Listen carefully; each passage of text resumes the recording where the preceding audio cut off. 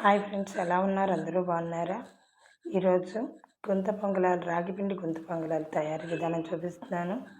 దానికి కావలసిన పదార్థాలు: రాగిపిండి, అలాగే ఒక పెద్ద టమాటా ముక్కలు, అలాగే పెద్ద ఆనియన్ కట్ చేసిన ముక్కలు అన్నమాట, సన్నగా తరుక్కోవాలి.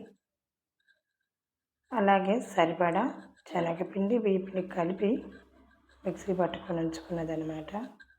బియ్యపిండి అవైలబుల్గా లేని వారు శనగపిండిని కప్పు వేసుకోవచ్చు.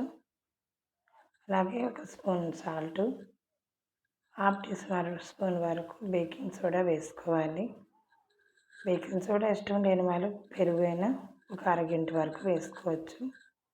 ఒక టీ స్పూన్ వరకు జీలకర్ర వేసుకొని సరిపడా వాటర్ వేసుకొని దోసపిండి మీద కొంచెం చిక్కగా ఉండేటట్టు కలుపుకోవాలి. ఒక అరగంట తర్వాత తీసి చూస్తే ఇదిగోండి ఇలా నాని ఉంటుందన్నమాట. పైన బబుల్స్ వచ్చి ఇలా రావడం వల్ల టేస్ట్ బాగా పెరుగుతుంది, కరకరలాడుతూ వస్తాయన్నమాట. ఎందుకంటే మనం గుంత పొంగలాల్లో ఆయిల్ లైట్గా వేసుకుంటాం. సమ్మర్లో ఆయిల్ తక్కువగా తినాలనుకునే వాళ్ళు ఇలా ట్రై చేయడానికి బాగా పనికొస్తుంది అన్నమాట. ఈ గుంత పొంగనాల పాను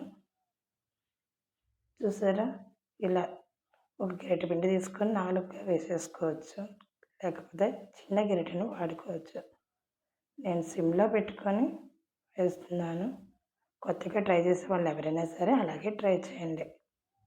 తర్వాత మూత పెట్టి కొంచెం ఆవిరి పట్టినాక తీసి చూస్తే మనకి ఈ విధంగా చక్కగా ఒకవైపు అంతా వేగిపోయి ఉంటాయి. తర్వాత మన దగ్గర స్టిక్తో వాటిని రివర్స్ చేసుకోవాలి. ఎక్కడ కంగారు పడిన అవసరం లేదు. చాలా సింపుల్గా చేసుకునే ఈజీ మెథడ్ అనమాట ఇది. కొద్దిసేపటి తర్వాత రెండో పక్క కూడా బాగా ఫ్రై అయిపోతాయి. తక్కువ ఆయిల్తో వితిన్ సెకండ్స్లో అయిపోతుంది ఈ పని. సమ్మర్లో అందరం ఇంట్లో ఉంటాం కాబట్టి ఇష్టంగా చేసుకోవడానికి చాలా బాగుంటుందండి. రాగిపిండి తినమంటే పిల్లలు చాలామంది తినడానికి నచ్చరు. ఫుల్ ఐరన్ ఎక్కువ ఉండే ప్రోటీన్ అండి ఇది. హెల్తీ ఫుడ్ కూడా. తక్కువ ఆయిల్తో సాయంత్రం ఈవినింగ్ స్నాక్గా తింటే చాలా బాగుంటుంది.